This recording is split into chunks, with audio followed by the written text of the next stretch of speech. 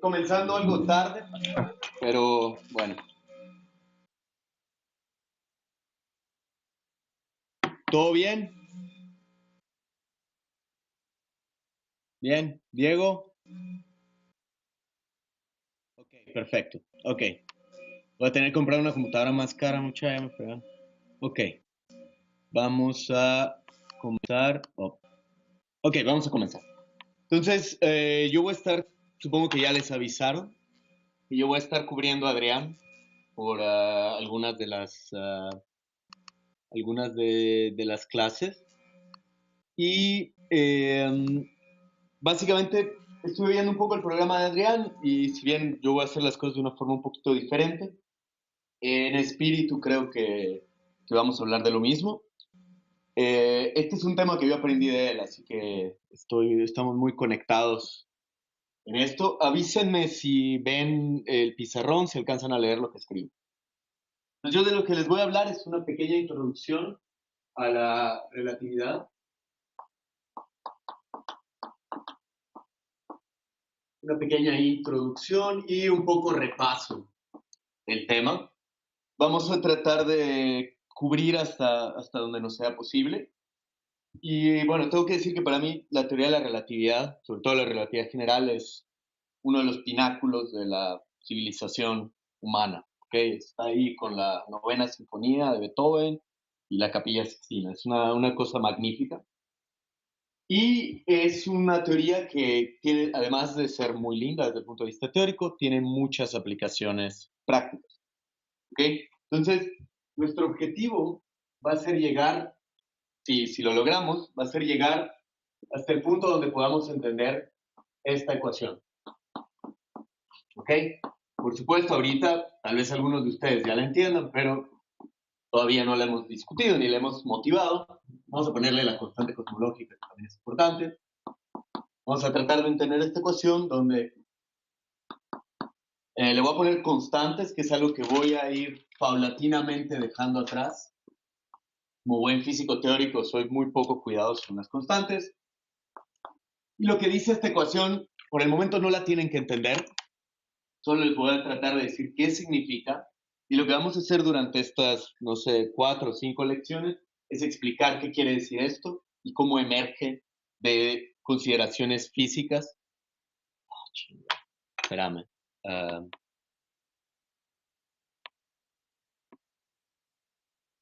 ahora,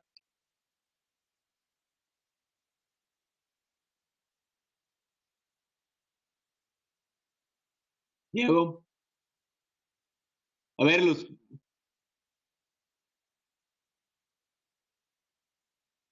no sé este pedazo. Mucha, alcanzan a ver el pizarrón completo, los que están ahí, háganme caras ahí. ¿Sí? Hagan así si lo ven completo, hagan así si no lo ven completo. Ok, bien. Okay. Entonces, esta ecuación básicamente lo que quiere decir es lo siguiente, nos está diciendo, en este lado nosotros tenemos cantidades que son puramente geométricas y de este lado tenemos cantidades que son puramente físicas en el sentido más simplista de lo que quiere decir física. De este lado tenemos cosas como materia y energía, es decir, planetas, nebulosas, hoyos negros, no, perdón, hoyos negros es una mala idea, radiación, gas, etcétera. Y de este lado tenemos algo que nos describe cómo se entiende la geometría del espacio y el tiempo, y esto quiere decir que esto es un conjunto extremadamente sofisticado de relojes y de reglas de medición. ¿Ok? Entonces, yo lo que quiero hacer es explicarles, esto voy a hacer algo un poco atrevido, pero lo que voy a tratar de explicarles es cómo el germen de todas estas ideas ya estaba escondido en física del siglo XIX. ¿Okay? Entonces vamos a empezar con física del siglo XIX y vamos a ver cómo Einstein logró refinar los conceptos, pensar de manera muy inteligente. Bueno, obviamente era Einstein, de manera muy, muy inteligente, cómo repensar nuestros conceptos básicos y llegar hasta esta teoría. Entonces, si yo logro explicarles esto, al final del curso voy a estar muy contento. Ahora, algunas aplicaciones que tiene esta teoría que son muy bonitas, cosas que podemos estudiar es cosmología. Esto es básicamente el estudio de la estructura a gran escala del universo. ¿Ok? Esto estudia el origen del universo, cómo el universo se está expandiendo de manera acelerada. Este es un tema muy interesante, que han habido descubrimientos realmente importantes en los últimos años. Por ejemplo, descubrimos que la constante cosmológica es un número positivo, pero muy pequeño, y este es uno de los enigmas más grandes de la física teórica. Otra cosa que podemos estudiar son estos objetos maravillosos, que me gustan mucho a mí, que se llaman hoyos negros. Los negros son objetos llenos de misterio, donde el espacio y el tiempo se comportan de manera muy, muy extraña. Tipo de cosas que podemos estudiar. Otra cosa que podemos estudiar es el GPS. El GPS que ustedes usan para sus teléfonos celulares o para su TomTom necesita relatividad general, porque vamos a aprender, o tal vez eso lo van a aprender con Adrián y no conmigo ya. Con relatividad general ocurre una cosa que se llama corrimiento de marcos de referencia, y esta es una corrección necesaria para saber dónde están localizados ustedes en el planeta. Y hay otra aplicación que generalmente no es mencionada en los libros de relatividad general, pero creo que ya es tiempo de considerarlo una aplicación, es que podemos utilizar la teoría de la relatividad general para estudiar teorías cuánticas de campos, QFT, puedo estar usando las siglas en inglés, con acoplamiento fuerte.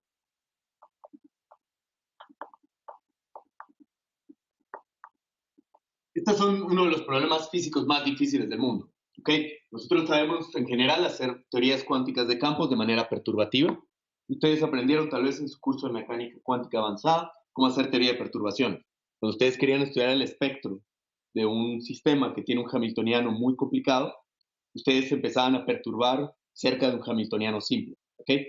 En teoría cuántica de campos hacemos algo similar y da lugar a unos objetos que se llaman diagramas de Feynman. Y esos diagramas de Feynman es el día a día de los físicos de partículas. Pero cuando tenemos teorías acopladas de manera fuerte, los diagramas de Feynman no funcionan. Y tenemos que utilizar técnicas modernas, técnicas mucho más diferentes. Y una de las técnicas más interesantes que han surgido en los últimos, acaba de cumplir 20 años, por cierto, es una técnica que se llama ADS-CFT. Y es una técnica que utiliza las ecuaciones de Einstein para reorganizar nuestra teoría cuántica de campos. ¿Okay? Bueno, todo esto es como muy vago y muy sofisticado. Ahora vamos a empezar con los pies en la tierra. Vamos a empezar con algo que ustedes ya saben. Y va a ser un repaso de cosas que ustedes puede que consideren muy sencillas, pero lo que vamos a hacer es irlas escribiendo poco a poco y vamos a llegar a un punto donde vamos a ver que en realidad esconden una cosa muy mágica. ¿Okay? Y estas son las ecuaciones de Maxwell. ¿Okay? Entonces, si bien, como les decía, la relatividad general es una de las cúspides del intelecto humano, esta es otra de ellas. Son las ecuaciones que describen el electromagnetismo. Ecuaciones de Maxwell, Faraday y una serie de personas. Y estas son ecuaciones que fueron descubiertas a mediados del siglo XIX.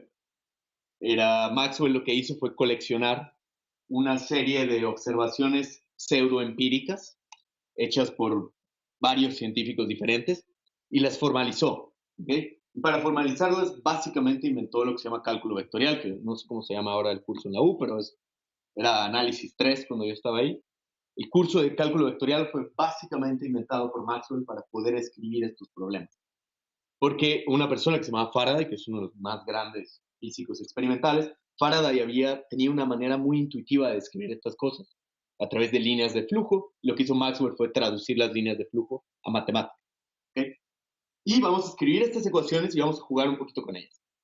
Entonces, para el momento cuando Maxwell las recibió, las ecuaciones que él tenía eran las siguientes.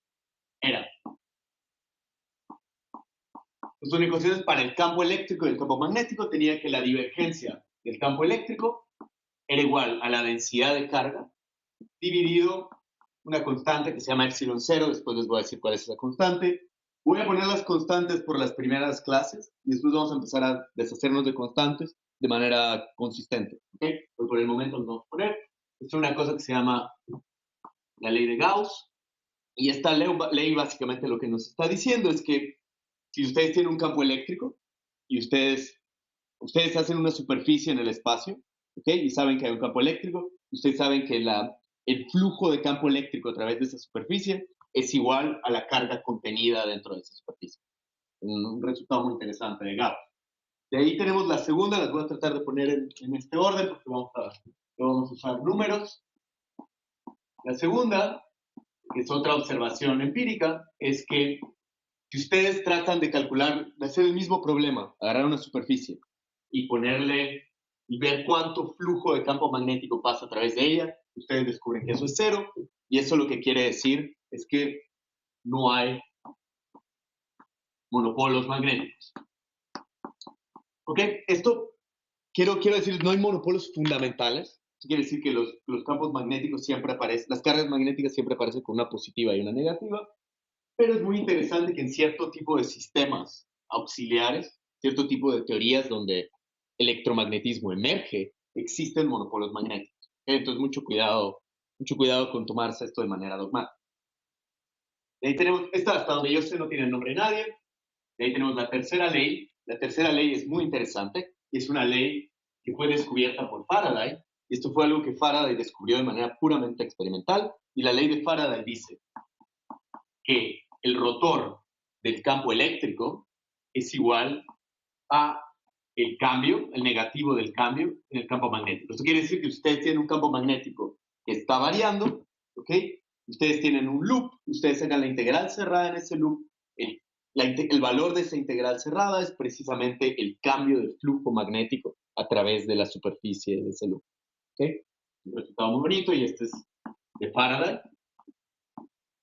Y de ahí tenemos una tercera ley que es muy importante, una cuarta ley que está, digamos que esta va a ser creo que la que va a ser más importante para nosotros, y es que si ustedes van a hacer lo mismo ahora con el campo magnético, ustedes van a encontrar que esto es igual a otra constante importante, un cero, multiplicado por la densidad de corriente. ¿Okay? Entonces, si se dan cuenta, esta es muy similar a esta. O sea, ustedes sacan el rotor, ustedes van a decir que esto, si ustedes van y hacen una integral de línea a lo largo de un loop del campo magnético, eso va a contar cuánta corriente está pasando a través del loop.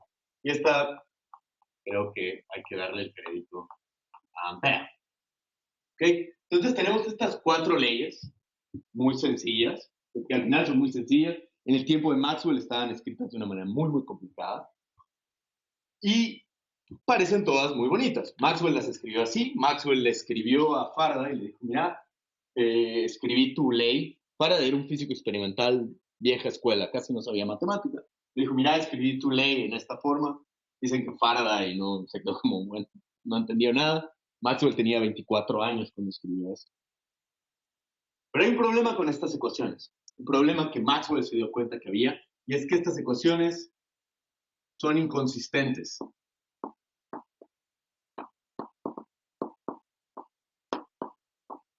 Y eso es una catástrofe. Son inconsistentes. Estas ecuaciones están equivocadas. Y Maxwell encontró la forma de arreglarlas.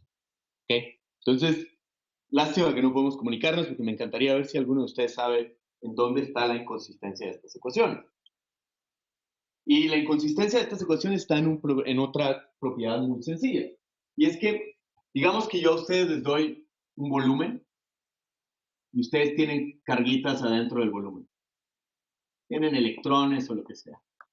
Y estos electrones se están moviendo. Digamos que se mueven de manera más o menos coherente, moviendo y algunas van atravesando la superficie.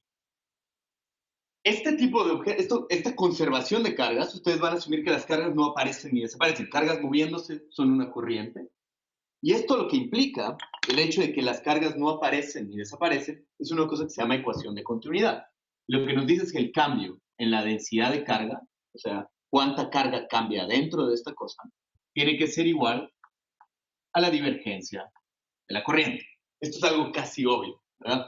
Pero lo que nos está diciendo es que simplemente, por lo menos en teorías clásicas, después no, pero algún día van a ver que hay cosas interesantes que se pueden hacer cargas aparecer y desaparecer, pero en una teoría clásica, las cargas no pueden aparecer y desaparecer. Si la carga dentro de esta cosa bajó, es porque pasó por la superficie.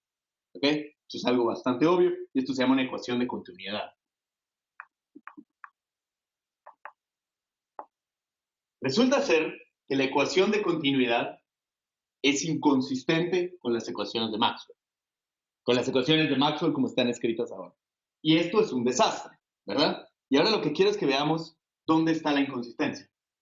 Ok, entonces vamos a borrar este pedazo acá. Y al resolver esta inconsistencia, es algo que ustedes tal vez ya saben para dónde va, pero espero que se puedan maravillar nuevamente con el genio de Maxwell. Y vamos a ver qué es lo que pasa. Digamos que agarro la ecuación, vamos a agarrar esta ecuación. Vamos a agarrar la ecuación 1, ley de Gauss, y le vamos a sacar la derivada con respecto al tiempo. ¿Okay? De dt de 1, entonces tenemos la divergencia del campo eléctrico.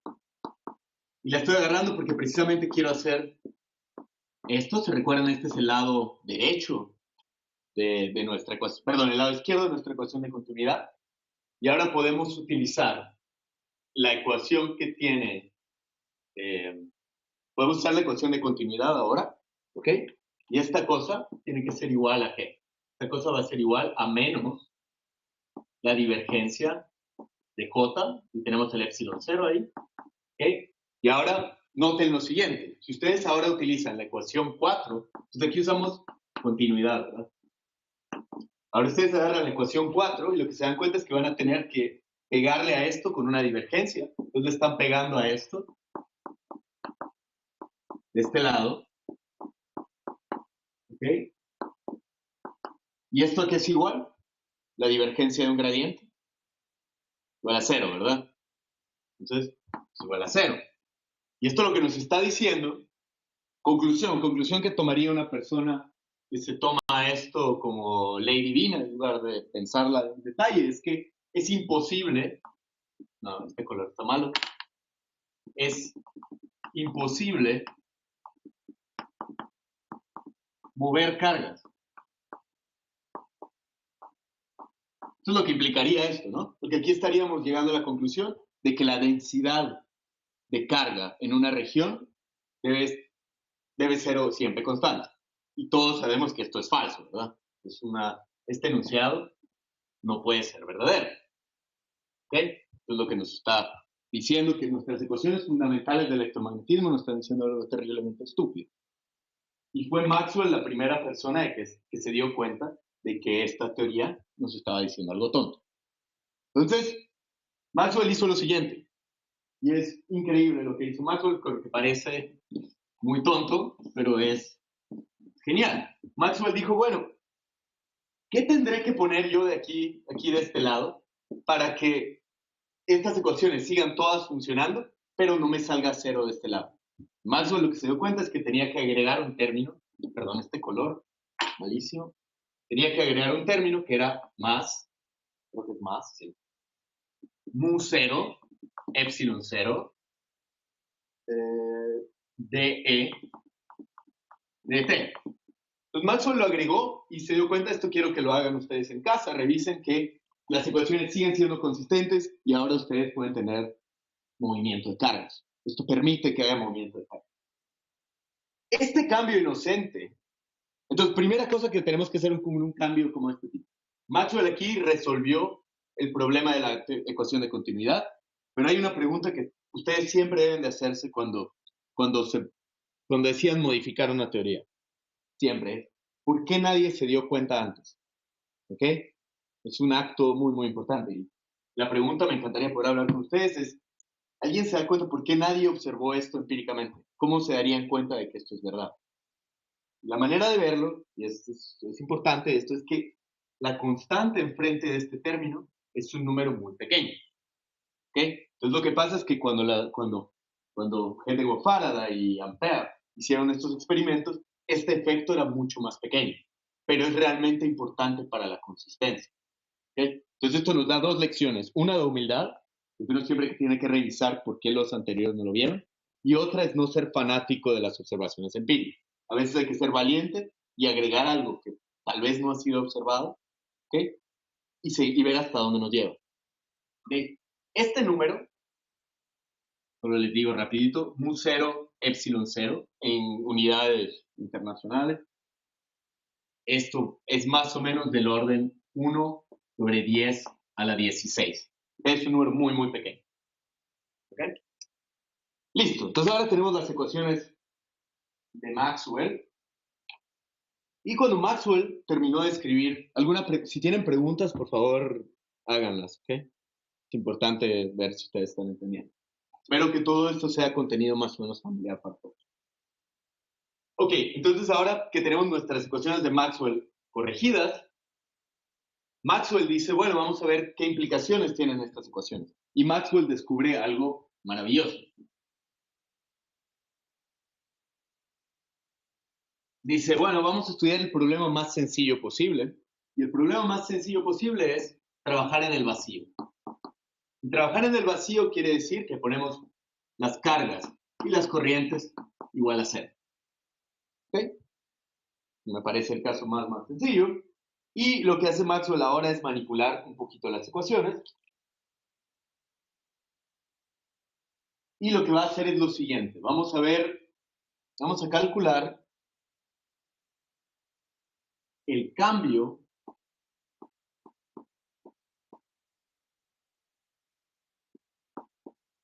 si calculamos este cambio aquí, esto es igual a menos 1.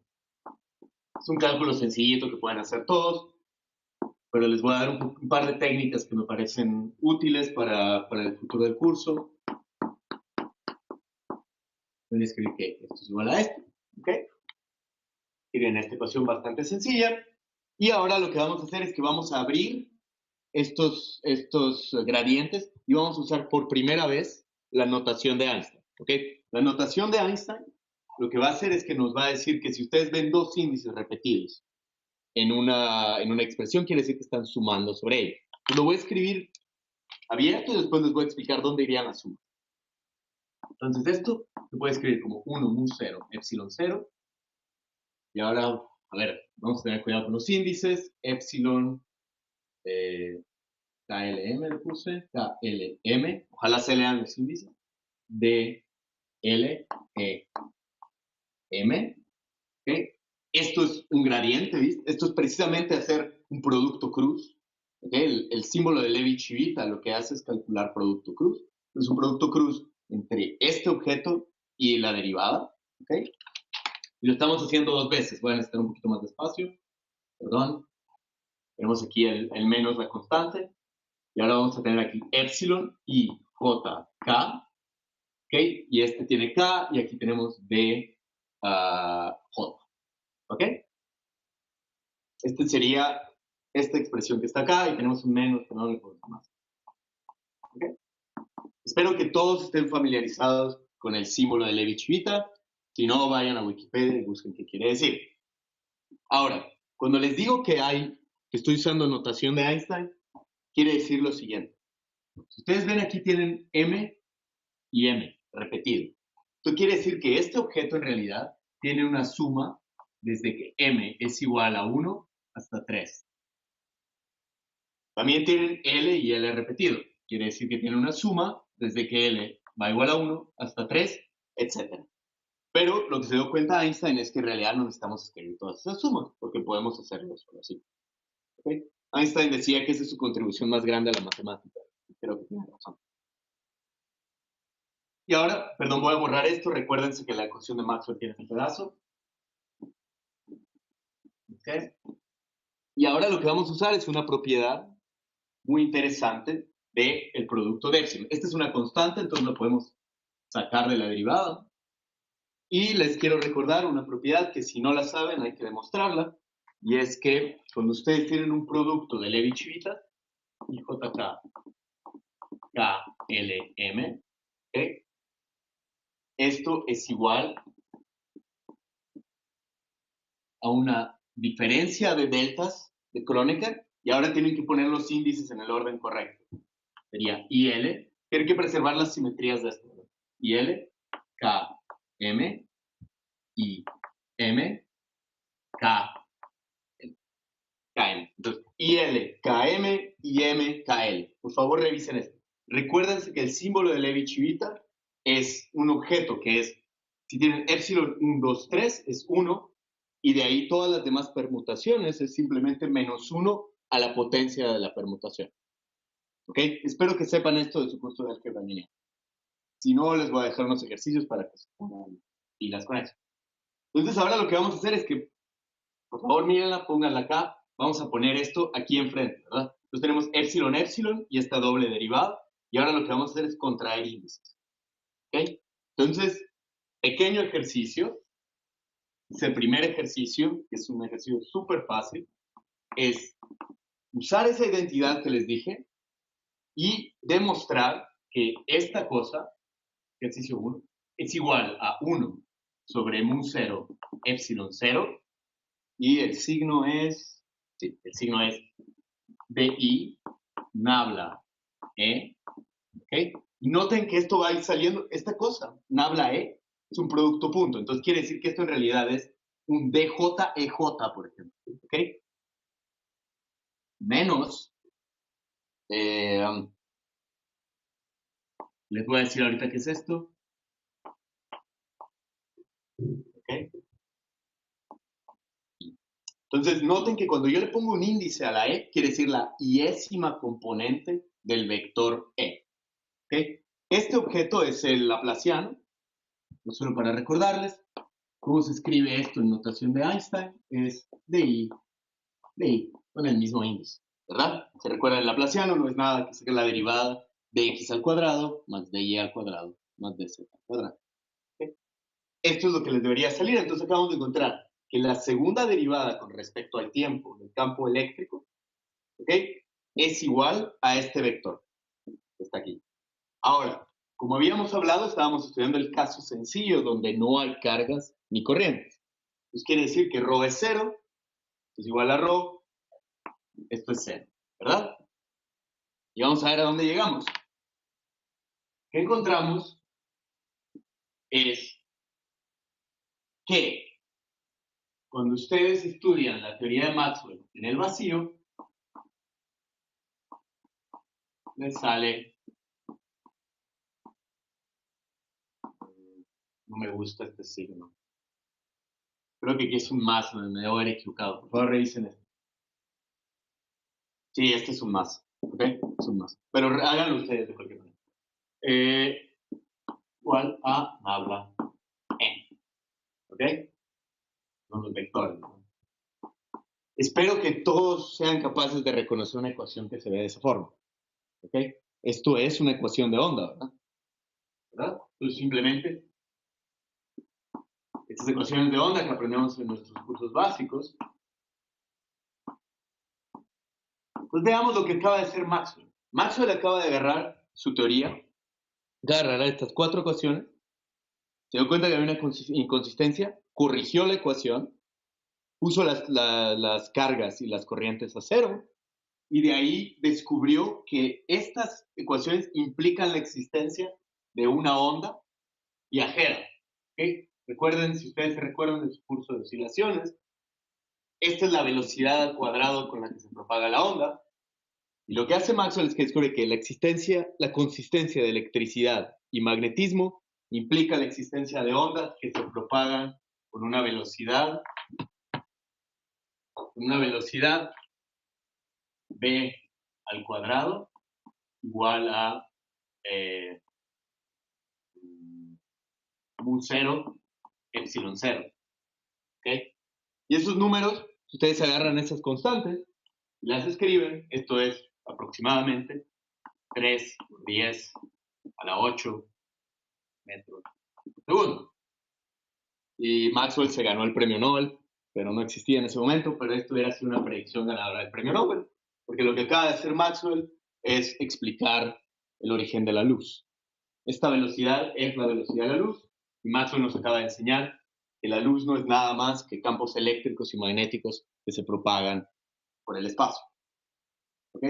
Entonces, sin duda, uno de los más grandes descubrimientos de la historia de la humanidad. Porque no solamente explica la luz, sino nos enseña que hay otro tipo de propagaciones similares a la luz que no podemos ver. Y de ahí vienen las ondas de radio, microondas, rayos gamma, etc. Todo esto es una consecuencia de esta pequeña cuentita que damos. Muy bien, ahora rápidamente, solo un par de comentarios sobre cómo se ven las soluciones de esta ecuación. Entonces, vamos a ver solo una rapidita. No vamos a entrar en detalles de esto porque ustedes para eso tienen su curso de teoría electromagnética, pero no está de más ver un poquito cómo se ven estas soluciones. Y por ejemplo, digamos que ustedes tienen su campo, vamos a poner aquí Z, X, Y, y vamos a considerar una onda que se propaga en esta dirección. Polarizada en Z, campo eléctrico que se propaga en la dirección X y está polarizada en Z. Polarizado quiere decir que ustedes todavía pueden rotar esta cosa, ¿verdad? Entonces está polarizado en Z quiere decir que sube y baja en la dirección de Z. Y ustedes lo que descubren a través de esta ecuación de Maxwell es algo que restringe bastante la forma de estas soluciones, y es que E de X, su dependencia en el espacio-tiempo es de esta forma. ¿Ok? Eso quiere decir que es una onda propagándose en esta dirección. ¿Ok? Ahora, ¿qué quería decirles sobre esto? M menos ZT, y ahora lo que los invito a hacer, ¿okay? Es pregunta, y esto no es nada difícil, es cómo se ve el campo magnético. ¿Okay? Entonces, ¿cómo haríamos este pequeño cálculo? Bueno, sabemos que la derivada del campo eléctrico está conectada con el rotacional del campo magnético, ¿verdad? Ustedes saben que hay conexiones de rotacionales, de campos y derivadas temporales, y ustedes lo que van a encontrar es que estos dos campos tienen que ser perpendiculares. Este es un cálculo bastante fácil. Van a encontrar, disculpen, el dibujo tal vez no sea tan bueno, pero lo que está pasando aquí es que el campo eléctrico va en esta dirección y el campo magnético va en esta dirección, que es perpendicular. Viajan así. ¿Ok? Tú probablemente ya lo sepan de sus clases de teoría electromagnética. ¿Ok? Bien. Ok, entonces este es ejercicio número 2. Solo traten de percatarse que esto básicamente, ustedes lo que tienen aquí, uno de los campos va a ser de esta forma y el otro va a ser de esta forma. ¿Okay? Tienen que mostrar esto. Es bastante sencillo. Ok, entonces vamos a ver cómo es que les quiero vender esta sorpresa. Ok, ahora quiero que piensen por un segundo lo que acaba de pasar. Maxwell agarró una serie de ecuaciones que no tienen ningún marco de referencia dicho, ¿verdad? En ningún lado yo dije, así es como el campo eléctrico o el campo magnético se ve para una persona a una velocidad tal, o en el marco del laboratorio, o moviéndose con respecto a la fuente de tal forma. Nunca dijimos nada sobre las condiciones del observador que está escribiendo esta ecuación. Sin embargo, hicimos algo muy extraño. Nosotros hicimos una predicción, y esa predicción, y esto debería causarles, bueno, tomó 50 años darse cuenta, así que no se sientan mal si no se dan cuenta. La predicción de una velocidad.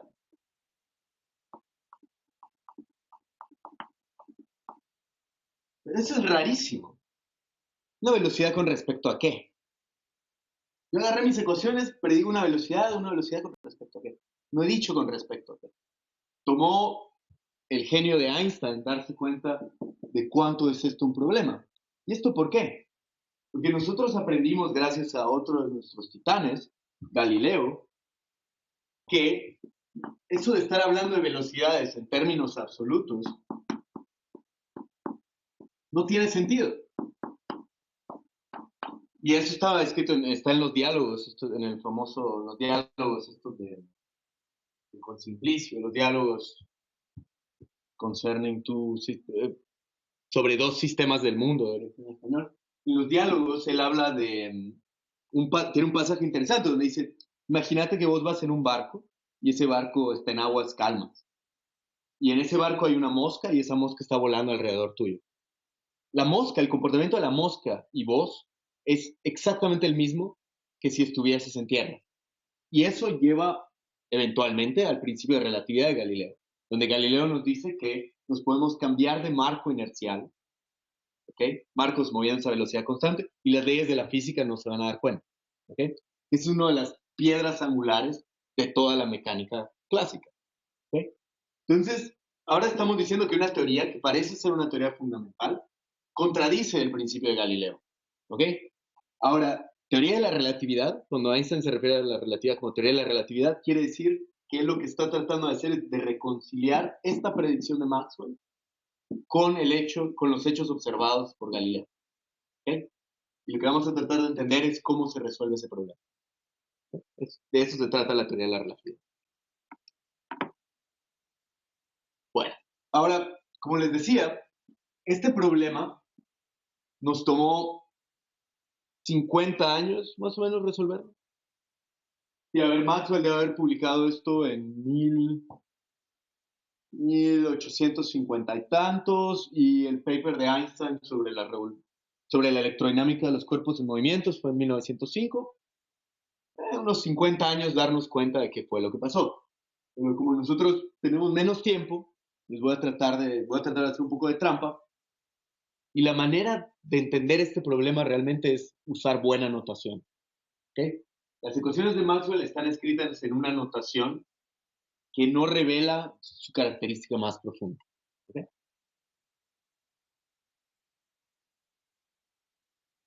Y la característica más profunda de las ecuaciones de Maxwell es que tienen una simetría oculta. Y esta es una simetría que no existía antes, una simetría que nunca se había visto antes de las ecuaciones de Maxwell, y es una simetría que relaciona espacio y tiempo. ¿Ok? Entonces, para eso lo que vamos a hacer es utilizar notación inteligente en donde espacio y tiempo son diferentes, pero no tanto. ¿Ok? Son diferentes, porque espacio y tiempo no son la misma cosa, pero los podemos escribir de una manera coherente juntos. Y la manera de hacerlo es utilizar unas cosas que se llaman 4 vectores.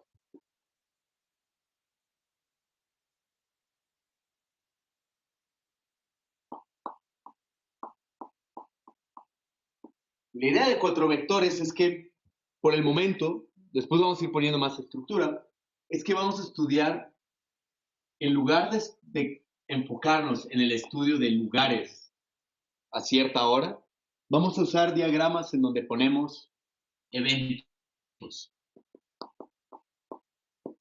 ¿Ok? Vamos a hablar de eventos, vamos a poner el tiempo aquí y vamos a poner el espacio aquí. ¿Ok? Por el momento es simplemente una representación. No hay estructura en esta cosa, solo es una manera de llevar cuenta de lo que está pasando. ¿Ok? Entonces lo que vamos a describir, en lugar de hablar de simplemente esto con una T, vamos a hablar de un punto ahí y un evento se va a escribir de esta forma. ¿Ok? Y generalmente vamos a usar la notación de letras griegas.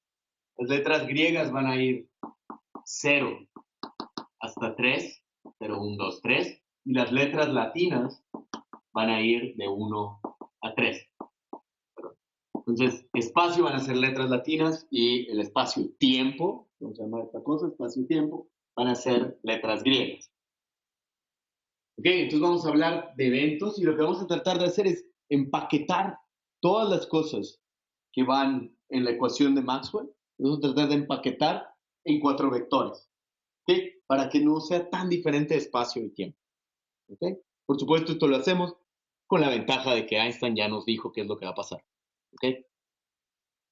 Ok, entonces, primera cosa, empaquetar derivadas. Entonces, nosotros sabemos que vamos a necesitar coordenadas y vamos a necesitar derivadas. Entonces, ahora la derivada con respecto a x mu va a ser derivada con respecto al tiempo, y aquí va a ser el gradiente, como el gradiente normal que estábamos usando. Estas son 3 coordenadas. Y ahora nos falta compensar con algo aquí, ¿verdad? Tenemos que poner las unidades juntas, ¿verdad? Esta tiene unidades de espacio, esta tiene unidades de tiempo, necesitamos una velocidad para traducir. Pero ahora, cuando hacemos una derivada, quitamos una unidad de espacio y aquí quitamos una unidad de tiempo Entonces necesita que tenemos que compensar con 1 sobre z. Conforme vayamos teniendo más experiencia, vamos a poner c igual a 1. ¿Ok? Pero por el momento lo vamos a estar escribiendo. Esta cosa que está aquí, generalmente lo voy a escribir solo como d mu. Pero sepan que d mu quiere decir la derivada con respecto al 4 vector, que es un 4 vector. Es un operador 4 vector. ¿Ok? Y ahora vamos a introducir una cosa que parece un poquito ad hoc, pero es importante, y es que, si ustedes se recuerdan, nuestro resultado fundamental que nos hizo considerar estas cuestiones fue una ecuación de onda. Entonces lo que quiero es una bonita forma de escribir la ecuación de onda. Entonces, un operador de onda funciona así, ¿verdad? Lo que hacemos es esto más esto, vamos a poner aquí el vectorcito nada más, le pega una función igual a 0. Así es como se escribe una función de onda. Ahora queremos escribir esto utilizando este 4 vector aquí. Entonces, va a ser d mu, necesitamos dos derivadas, ¿verdad? Perdón, porque tiene dobles derivadas. Perdón, es el laplaciano, perdón. ¿Ok? Necesitamos dobles derivadas, pero ahora necesitamos combinarlas de manera que nos produzcan esto, usando notación de A. Pero notemos que podríamos hacer una cosa. Podríamos poner una delta aquí, una delta de Kronecker. Entonces, test 1. Ponemos una delta de Kronecker. ¿Qué nos va a salir aquí? Vamos a usar nuestra notación de Einstein. 0, 0 nos va a salir 1 sobre c cuadrado de t cuadrado. Y de ahí vamos a tener dx al cuadrado más dy al cuadrado más dz al cuadrado. Esta no es la ecuación de onda, ¿verdad? Salió mal. ¿Dónde está el error? Este signo está mal. Entonces aquí viene la propuesta que yo les voy a dar. Vamos a cambiar esto por una matriz un poquito diferente. Se llama la eta mu. Y esta va a ser una matriz que va a corregir precisamente ese problema. Esta matriz eta mu va a ser igual a, en lugar de, si se dan cuenta, el problema era este signo, vamos a poner un signo menos, menos 1, 1, 1, y todo lo demás es 0 en esta matriz. Y esta nos da, de hecho, el menos que estábamos buscando, más el laplaciano. ¿Ok? Entonces estamos introduciendo ahorita esta eta. Simplemente es una manera interesante y compacta de escribir el operador de onda. Pues ustedes ya saben, relatividad, supongo un poquito, saben que esto no es nada más que la métrica de Minkowski y tiene implicaciones fundamentales para la estructura causal del espacio-tiempo, pero esta es la manera en que yo creo que es más natural pensar en esto de manera inicial. Simplemente estamos reescribiendo el electromagnetismo de una manera en que espacio y tiempo no son tan diferentes. Son unificados, pero hay un signo menos ahí. Y este signo menos aquí es el signo menos más importante de la física. ¿Ok? Este signo menos es el que nos dice que el tiempo fluye. ¿Ok? Las cosas ocurren precisamente por ese signo. ¿Ok? Entonces, ahorita introdujimos se llama, le vamos a decir, es la métrica de Minkowski. Pero por el momento es solo una matriz. ¿Ok?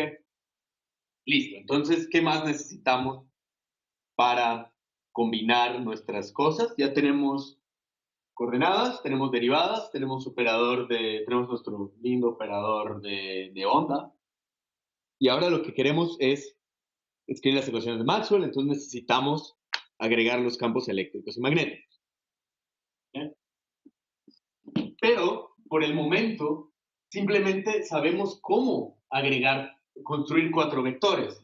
Pero si yo ahora les doy el campo eléctrico y el campo magnético, ¿cuántas condiciones, cuántos grados de libertad es la palabra correcta? ¿Cuántas funciones independientes tienen estos campos?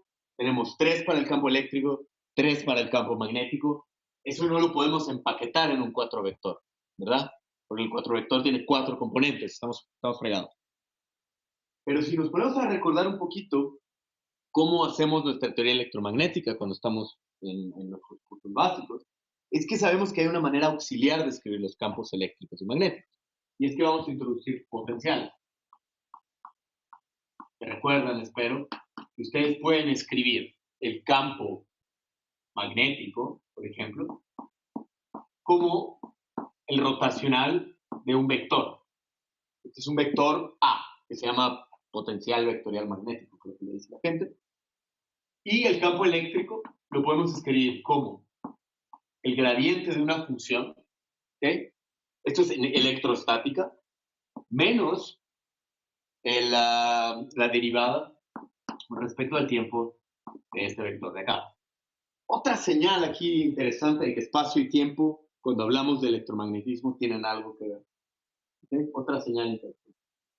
Entonces, lo que vamos a hacer es que ahora sabemos que el campo magnético y eléctrico lo podemos escribir en términos de ¿cuántas? 1, 2, 3, 1. 4 cosas. Le pegamos, ¿verdad? ¿Okay? Entonces, el 4 vector que vamos a... Por el momento esto es, como se dice, bookkeeping. No he dicho nada de física, solo estoy reescribiendo, ¿verdad? Entonces, nuestro bookkeeping va a ser cerro A. Déjenme ponerle el sombrerito aquí, solo por abajo. ¿Okay? Y esto es un 4 vector. ¿Okay? Ahora, que hayamos puesto esto en forma de 4 vector no quiere decir que ya lo logramos, que ya llegamos al lugar donde queríamos. Y el primer problema que debemos de recordar, y esto tal vez lo recuerden nuevamente en su curso de electromagnetismo, es que los 4 vectores, el vector A y el vector ρ, no están definidos, perdón. Sí, disculpen. Los 4 vectores, perdón, los potenciales phi y A no están definidos de manera única. ¿Ok? Espero que se recuerden que, y esto quiero que lo prueben también, que si ustedes hacen la transformación A nu va a nu, el gradiente de una función arbitraria, vamos a ponerle a esta función f, ¿okay? Ustedes agarran su potencial, este potencial que está aquí, y le hacen un shift por una función arbitraria, perdón, disculpen, alguien está imprimiendo. Le hacen el shift por una función arbitraria, esto deja las ecuaciones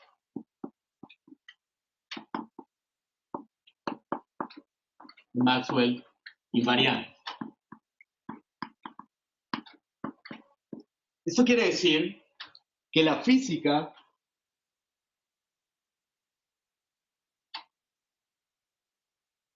disculpen. Esto quiere decir que la física en realidad no está contenida en los potenciales, sino que está contenida en los campos eléctricos y magnéticos. ¿Okay? Entonces, si bien ahora logramos poner la información crucial para construir los campos adentro de un 4 vector, ahora queremos extraer a partir de ese 4 vector los campos eléctricos y magnéticos. ¿Ok? Y les voy a decir la respuesta. ¿Ok? La respuesta es hacer lo siguiente. Y esta va a ser otra tarea que van a tener que hacer. Es que si ustedes escriben este objeto, nótense que este objeto es un objeto que ahora tiene 2 índices. Va a ser una matriz. Un poco más que una matriz, es una cosa que se llama un tensor, que vamos a entender mejor después. Primera cosa que deben de notar es que este objeto es invariante ante estas transformaciones. Esto es fácil de probar, ¿por qué? Ustedes agarran aquí y le hacen el shift con df, ¿verdad? Entonces va a salir df, dnu, ¿okay? Les va a salir dmu, dnu, df, y aquí les van a salir el mu y el nu al revés. Tenemos un menos, conmutamos la derivada, ¡bam! Y esto es invariante. ¿Okay? Ahora lo importante es cómo se ve esta matriz. Y este es un trabajo que quiero que hagan. Es muy fácil. Es usando las ecuaciones que acabo de borrar y la definición de A. Ustedes lo que van a encontrar es que esta matriz F nu es igual a 0 menos E X sobre C menos E Y sobre C menos E Z sobre C. ¿Ok? Es antisimétrica, espero que puedan ver que es obvio que si ustedes cambian los índices, esta cosa cambia de signo, entonces vamos a tener ceros en la diagonal. Y ahora tenemos el campo magnético escondido por acá, de Z, de Y, de X. Por favor, verifiquen que los signos que estoy escribiendo aquí son correctos, ¿ok? Parte de su trabajo. Y este lado de acá simplemente es el negativo de lo que está aquí, ¿okay? Lo pueden rellenar con simétrica.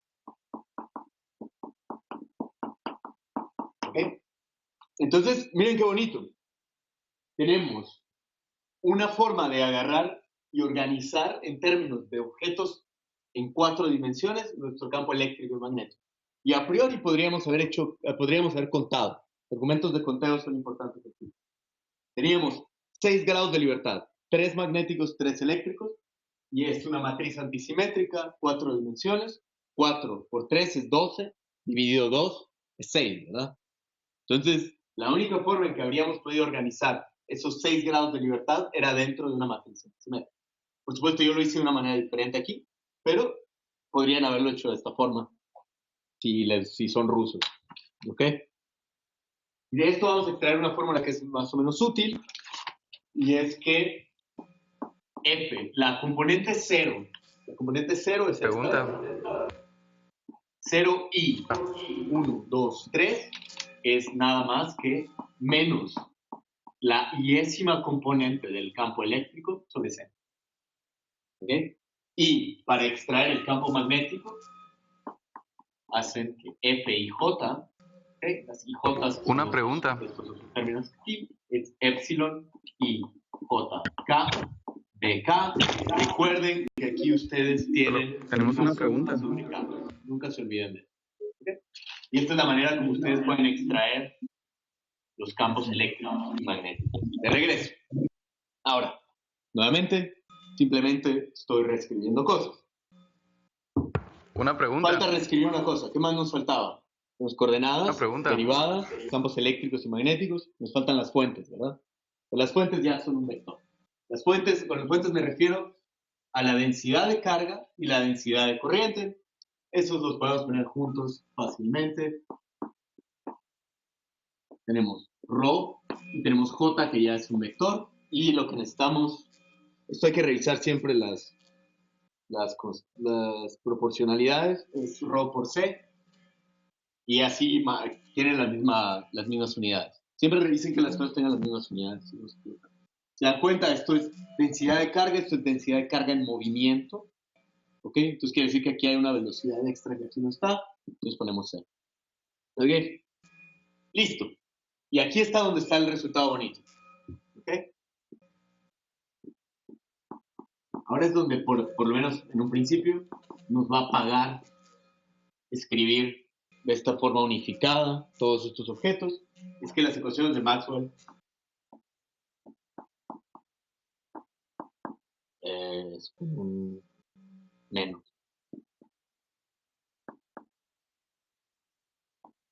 ¿Ok? Esta es una de las ecuaciones de Maxwell y la otra es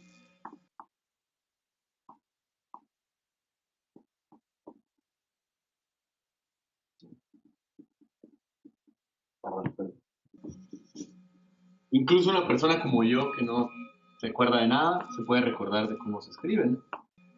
Y eso ya por sí solo es una gran ventaja. Una persona tan tonta como yo se puede recordar de las ecuaciones. Estas son todas las 4 ecuaciones que teníamos antes. ¿Ok? ¿Ok? Redujimos nuestras ecuaciones de 4 a 2. Nótese que esto podrá parecer algo trivial, pero esto explica casi todo lo que ocurre en el universo. En estas 2 líneas está casi todo lo que existe en el universo. Es algo que les debería parecer fascinante. Ahora bien, les voy a decir cuáles contienen cuáles. Entonces, la primera, esta que escribimos como A, contiene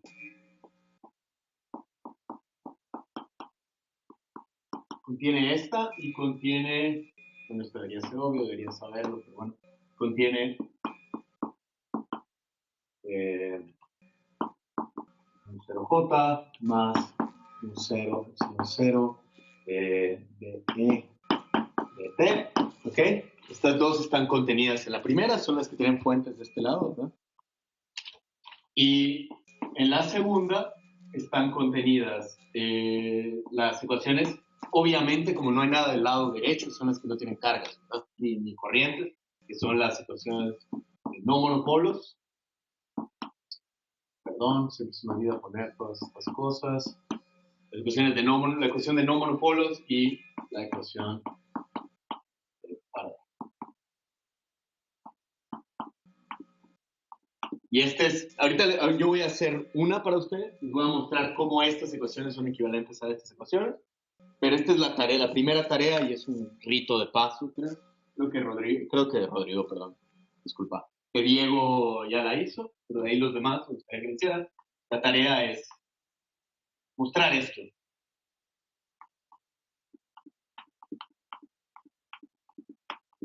¿Okay? Mostrar esto, o sea, ustedes tienen que agarrar estas ecuaciones, abrirlas y mostrar que pueden reconstruir todas estas. Yo les voy a hacer una ahorita enfrente, ¿ok? Para los que tengan una orientación más geométrica o que hayan estudiado el curso de geometría diferencial, lo que ocurrió aquí es que F, los demás pueden desconectarse, F es una dos forma, ¿ok? Es una dos forma que ustedes construyen a través de la derivada exterior de la forma A, ¿ok? A es una forma, el campo, ¿cómo se llama? El potencial es una forma, entonces esto no es nada más que la identidad de Bianchi. Entonces, esta es una ecuación dinámica y esta es una ecuación que concluye la identidad de Bianchi. Pero para los demás solo es una forma de reescribir estas cosas. Entonces vamos a mostrar la ecuación de Faraday. ¿Okay? Les voy a hacer esta y luego vamos a escribir otra cosa pequeñita y vamos a parar porque ya es un poco tarde para mí. Ok. Ok, vamos a hacer la ecuación de Faraday.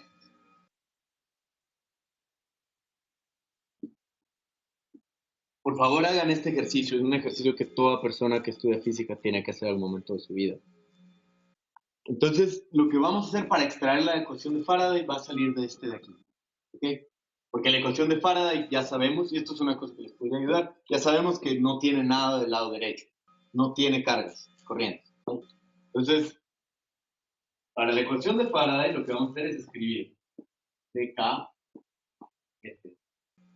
0j. ¿Okay? Vamos a extraer la componente donde estamos usando dos espaciales y una temporal. Estos son objetos que tienen tres índices. Dos espaciales y una temporal. Y se dan cuenta, aquí estamos simplemente dándole vuelta a esto. Estamos sacando todas las permutaciones. Y ahí tenemos D0, F, JK, más D, J, F, K0. ¿Okay? Igual a 0. Esto es lo que nos está diciendo esta. ¿Okay? Tienen que poner puntos. Si dan cuenta aquí, ¿cuántas ecuaciones hay aquí? Aquí hay 4 ecuaciones realmente, ¿verdad? Esto es igual a un 4 vector porque hay un índice libre. ¿Se dan cuenta? Todos estos índices están sumados. ¿Okay? Entonces quiere decir que aquí en realidad hay solo un índice libre, aquí hay cuatro objetos. ¿Okay? Entonces aquí estamos aislando uno de ellos. Ok. Ahora, borré mi chivo para extraer el campo eléctrico.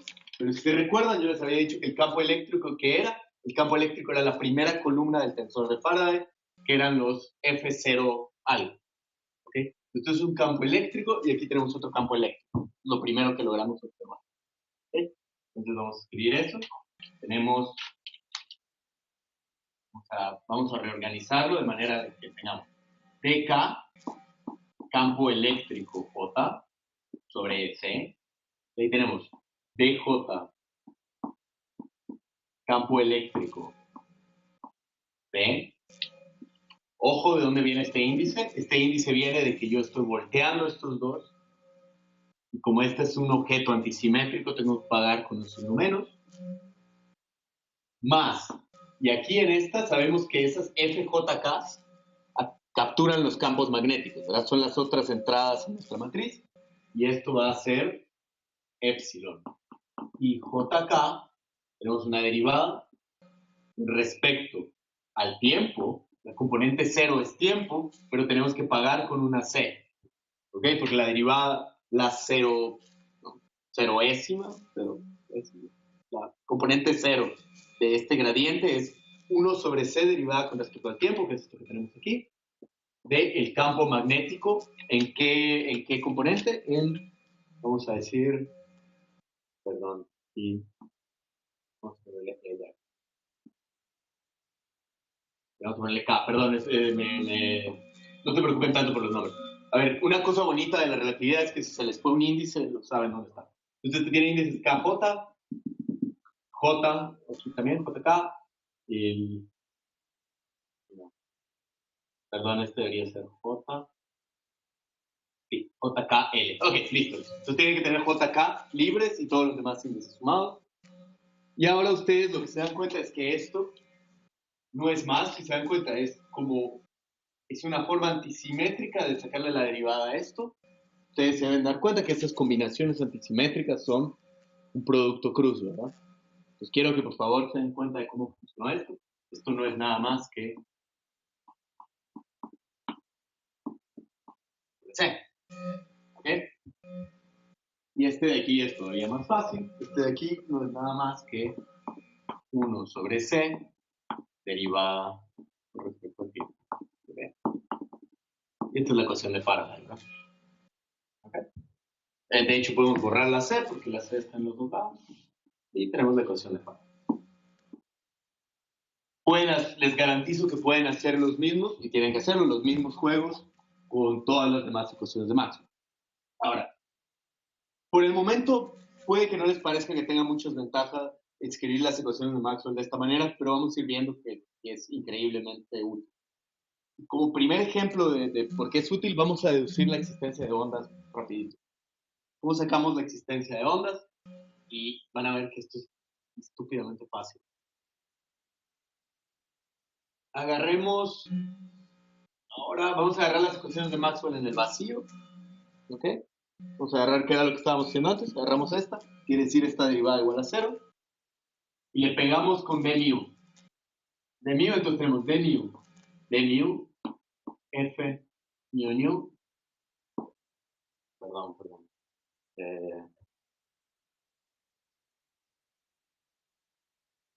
No, perdón, estoy hablando muy lado. Vamos a agarrar esta, perdón. Agarramos la segunda y le pegamos con d mu, ¿ok? Perdón, estoy hablando con d.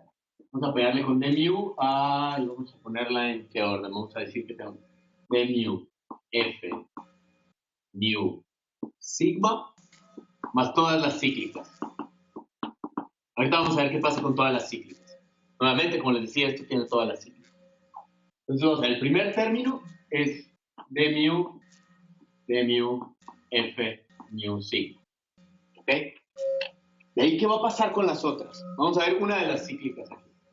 Tenemos d, mu, f, nu, mu. ¿Ok?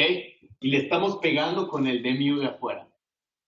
Este d mu de afuera lo pueden cambiar acá, ¿verdad? Las derivadas, las funciones son suaves, lo podemos pasar de este lado. Y esto que es d mu, f, nu, sigma, pueden voltear estos índices, les sale un menos, y esta es esta ecuación igual a 0. ¿Lo ven? Voy a repetir. Cuando le pegan con la derivada a esta permutación cíclica, pueden meter el d mu hasta acá. Eso va a ser d mu, f sigma mu. Ustedes pueden voltear esto y se ve exactamente como esta ecuación. Ustedes saben que esto que está del otro lado es igual a 0. Y eso va a pasar con la otra también. ¿Okay? En la otra, nuevamente, el d mu se va a encontrar. Ahora van a tener mu acá. ¿Okay? Entonces, lo que les sale es que esta cantidad de acá es igual a 0. Pero esta cantidad que es, este objeto, era precisamente el operador de onda, que se llama D'Alembertiano, ¿cierto? Operador de onda, pegándole a este mu igual a 0. ¡Pam! Las ondas salen facilísimo. ¿Ok? Entonces, algunos de los resultados son muy fáciles, pero para nosotros la gran utilidad que va a tener esto es que vamos a descubrir que las ecuaciones de Maxwell tienen una simetría oculta que se llaman transformaciones de Lorentz, y esas simetrías van a ser extremadamente importantes en lo que viene después del curso. ¿Ok? Entonces, lo vamos a dejar ahí. Solo hay una cosa importante que nos falta para completar la teoría electromagnética, es una cosa que se llama la fuerza de Lorentz. Ahorita es lo que hemos encontrado cómo deducir campos eléctricos y magnéticos a partir de cargas y corrientes, pero no hemos hablado de cómo reaccionan objetos cargados a la presencia de estos campos. Y es una cosa que se llama la fuerza de Lorentz. Pero la manera en que la vamos a deducir nosotros es que es lo único que podríamos haber escrito. Eso es lo bonito de la teoría de la relatividad. La respuesta es básicamente la única cosa que se puede escribir que tiene sentido. ¿Ok? Entonces, preguntas.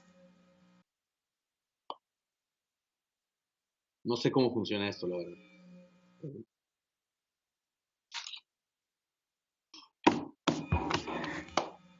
Hacemos el corrimiento del shift. Espérame, no te alcanzo a ir. Déjame subir el volumen. Decime. O hacemos arbitraria, habíamos escrito. Espérate. No te oigo. Espérame un segundito. Dale. ¿Cuándo? ¿Cómo? ¿Escucha? No. No, A ver, escucho pedacitos. se está cortando. Un poco. A ver, dale ahora. Ahorita se ve mejor. Ya, cuando estamos trabajando con los potenciales y hacemos un corrimiento con una función, Sí. entonces teníamos un sigma mu de un f. Ese f es diferente al tensor. Ah, sí, al perdona. cuatrivector Es cualquier función. ok. No es el cuatrivector. Perdón, mal nombre. La simetría es esta.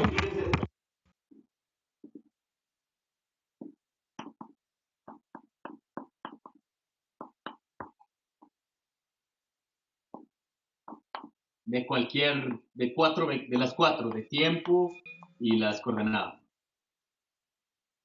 Gracias. ¿Qué función?